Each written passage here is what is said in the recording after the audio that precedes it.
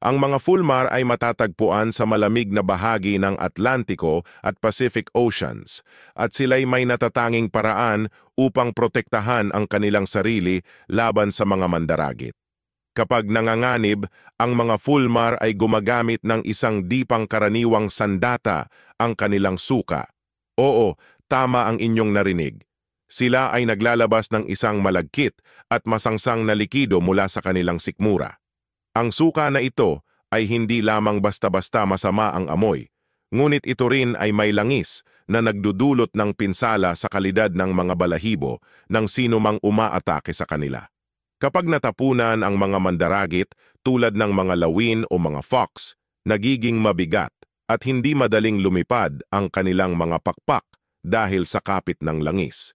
Ito ay nagpapahina sa kakayahan ng mga mandaragit na manghuli at lumipad ng maayos.